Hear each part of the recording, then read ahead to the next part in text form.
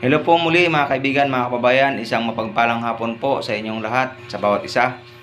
Welcome po muli sa aking munting channel, ang Renante Vlog 2.0.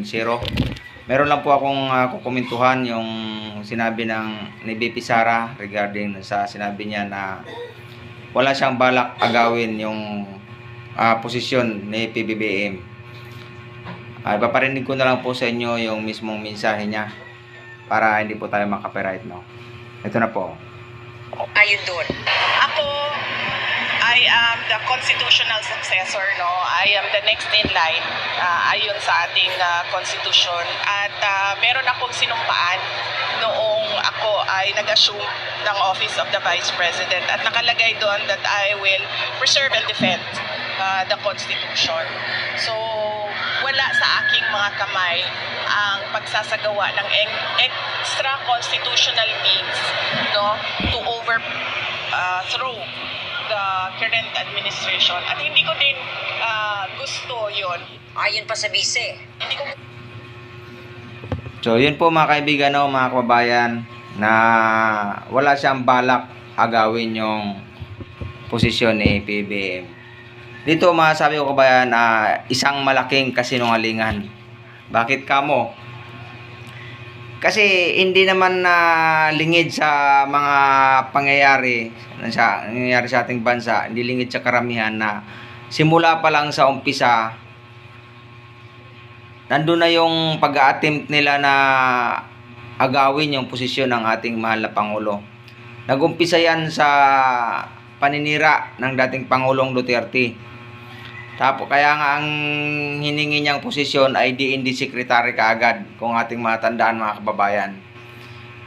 Tapos hindi binigay sa kanya ni PBBM. Ang reason nun, kasi kung hawak niya yung DND Secretary, pwede niyang makontrol yung, kumbaga mayroon siyang power sa mga military, sa Armed Forces Chief.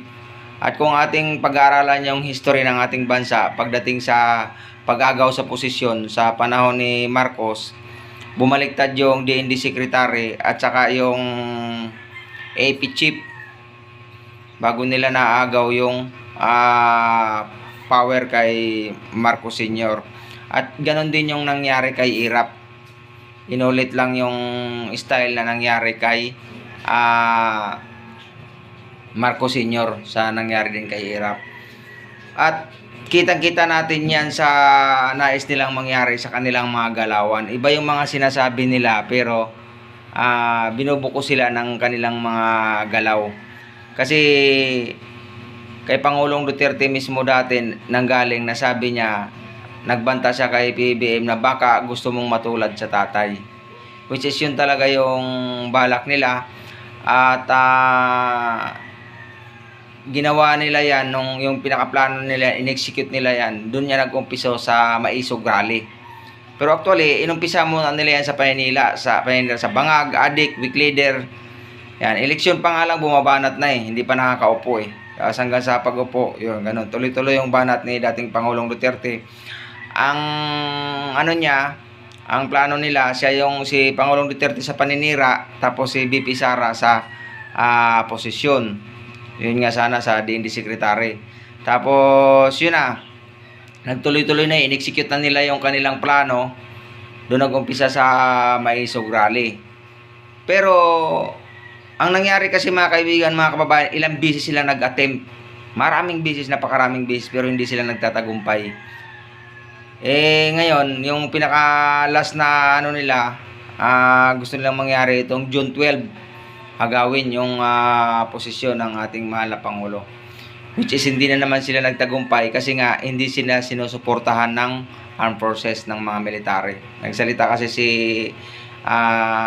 si Bronner na hindi talaga sila susuporta at loyal sila sa konstitusyon.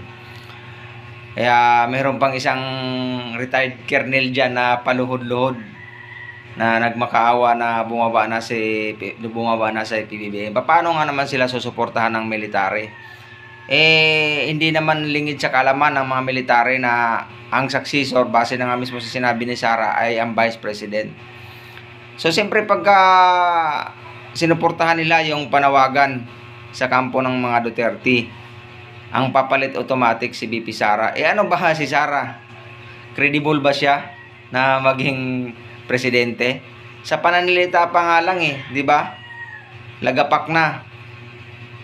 So paano pa siya haharap sa mga delegates sa ibang bansa, di ba? Kung meron siyang dadaluhan ng mga bigating meeting katulad ng ASEAN, o paano siya makikipag communicate sa mga bigating leader sa iba't ibang bansa. Yung statement na nga lang niya doon sa pandesal sa araw ng mga pandesal, kung anong masabi niya, di ba, tinanong siya. Ang sabi niya, ang pandesal hindi ordinaryong palaman. Kailan pa naging palaman yung pandesal, di ba? Nakakatawa mga kaibigan, mga kababayan. Kaya mga kaibigan, mga kababayan, yun ang isa sa rason na nakikita ko na kung bakit hindi siya sinusuportahan ng mga military. Tsaka buti sana kung wala siya ng issue ng corruption. Binabatikos nila sa BBM, pinapababa nila kasi nga mastermind daw ng corruption. Hello, sino kaya ang mas may mabigat na ebidensya? Kay BBM, puro lang sila salita, puro lang sila accuse, hearsay kumbaga, pero walang dokumento, walang mga papilis, walang money documents na nagpapatunay na sa mga sinasabi nila. Oo nga, may insertion. Nakita naman yon sa record sa data. Pero mismong kay Bernardo nanggaling na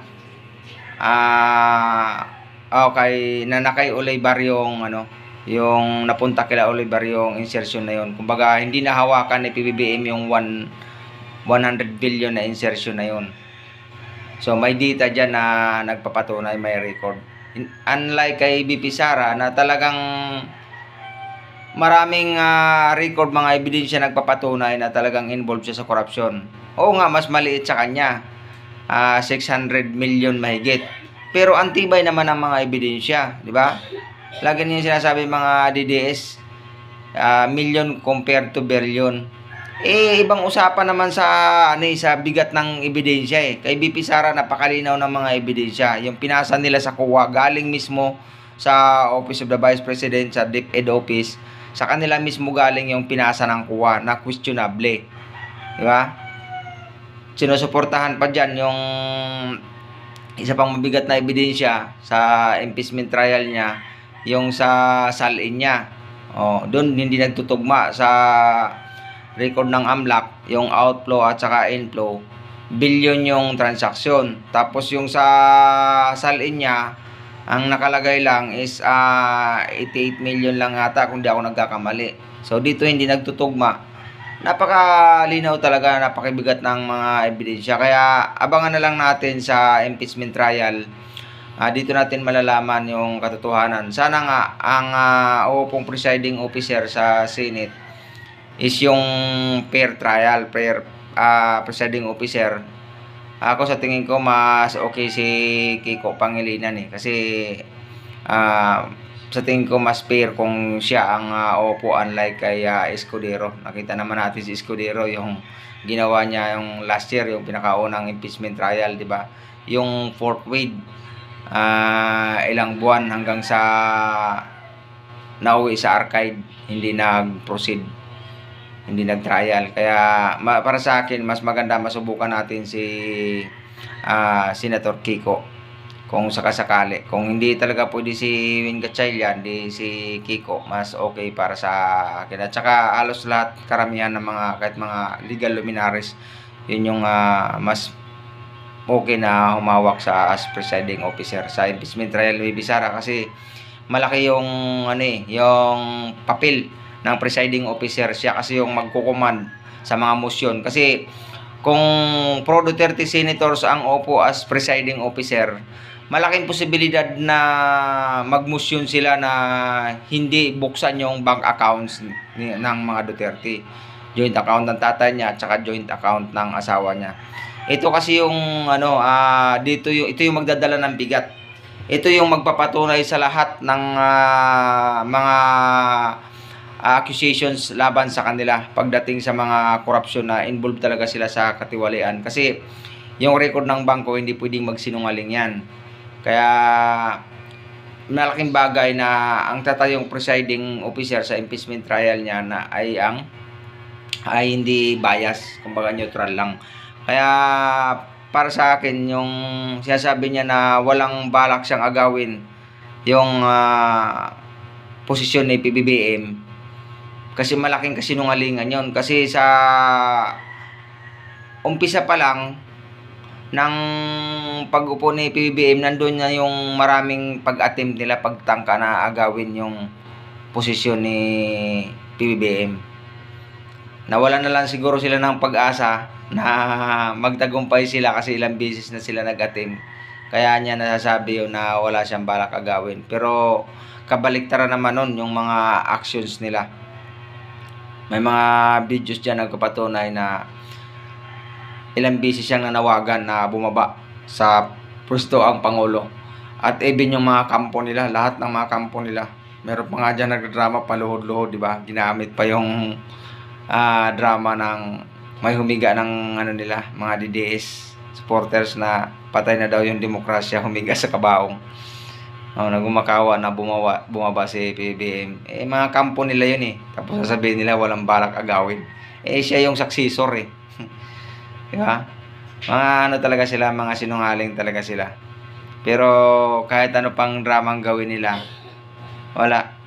Di obra kasi di naman sila sinusuportahan ng armed forces. Paano nga naman talaga sila susuportahan? Yung nawagan na pababain daw yung kurap ko, isa rin namang kurap. Mas mabigat pa nga yung ebidensya na nakikita laban sa kanila. Tsaka may history na di ba, yung ating bansa na sa pang-aagaw ng pwesto, wala namang nangyari. Bagkus mas lalong nalugmok sa kumuno yung ating bansa, mas lalong naghirap, di ba? Kaya isa yun sa nakikita kong rason kung bakit hindi silang tatagumpay. Tsaka number 1, para sa akin self-opinion ko lang to hindi talaga sila magtatagumpay dahil ang ating mahal na Pangulo, naniniwala ko na ginagabayan siya ng taas. Ginagabayan siya ng ating Panginoon. Kaya matatapos yung kanyang termino until 2028. Pinipray ko nga na sana magtuloy-tuloy na lang siya 20 years or more than, hanggang buhay siya, kasi loloobin ng Panginoon. Kasi nakikita ko yung mga will niya kung gaano niya talaga kamahal yung ating bansa, di ba? Sobrang sipag niya, ikot siya ng ikot, trabaho ng trabaho, unlike BP Sara, abroad ng abroad, lipad dito, lipad doon, tapos pag uwi dito maninira. Actually yung paninira niya unlimited Pag pumunta siya sa ibang bansa, wala siyang ibang gagawin kundi paninira. Pag nandito siya, wala siyang ibang gagawin kundi paninira. Hindi naman siya nagtatrabaho as Vice President Di ba? Mayroon pang video pinapakita, yung lindol doon sa Mindanao. Namigay ka na nga lang ng lugaw, kailangan pang ilista yung pangalan. Tatawa ka na lang dito Talaga naman. Yun, so yun mga kababayan, talagang nuknukan sila ng kasinungalingan. Magmula sa tatay hanggang sa mga anak. Nuknukan ng kasinungalingan. Ang makapanira lang talaga. Pilit nilang sinisira ang administrasyon na to para agawin yung posisyon. Kaya yun yung dibang ko doon. Kasinungalingan yung sinasabi niya na wala siyang balak agawin yung posisyon mula sa ating mahal na Pangulo. Yun lamang po mga kababayan, magandang hapon po muli sa inyo at paki-subscribe lang po sa aking channel, paki-like, share and comments. At magandang hapon po muli sa inyong lahat. Bye-bye po.